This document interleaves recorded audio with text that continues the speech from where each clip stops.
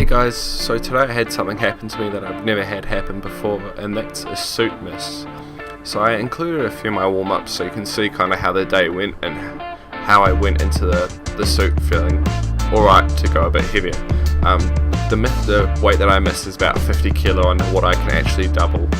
So it was a comfortable weight for me. So this is 180 for 4 and that felt alright. My knees are tracking a little bit forward, which probably isn't fantastic.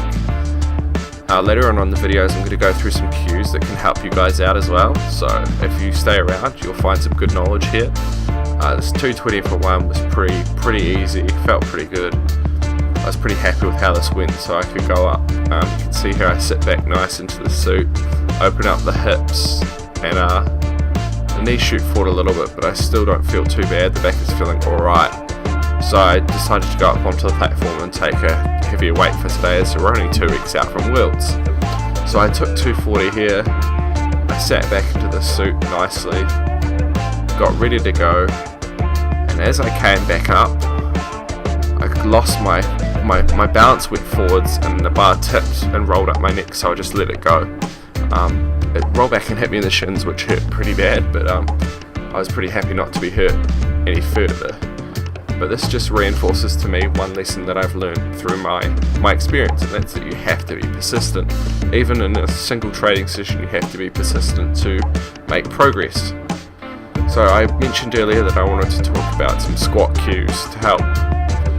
The 2 cues that I use on a daily basis are breaking the hips first and squatting onto the outsides of your feet. So with breaking the hips first, what I mean is you can see the first movement I do is lean forwards and shift my hips back first before breaking the knees.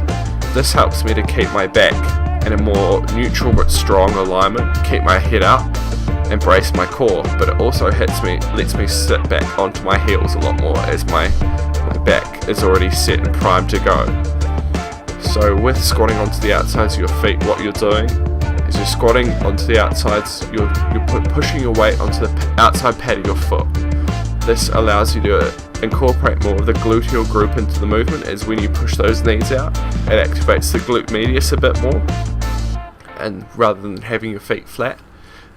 If you recruit more muscle, obviously you can squat more weight and you're going to have better technique, but also opening those hips up a little bit more can allow you to sit deeper into the hole, and who doesn't want to squat deeper? So the deeper you can go, the better stretch reflex you can get, the faster you can get out of the hole, the more weight you can squat, the better technique you're going to have. So in applying these two little mental cues on a daily basis, you can drastically improve your squat technique. And everyone wants to improve their squat. It's just what we're trying to do by getting stronger, getting thicker, getting stronger, getting more muscly, and just generally improving. So these 2 cues you can apply to your own training. Next up, you're going to see me do some palms facing dumbbell press. Now, because my elbows were already pretty sore, I didn't really want to do another heavy bench session. So these are one of the things that I really like to do when I'm struggling with bicep and tricep tendonitis. That's something I deal with quite a lot being an equipped lifter.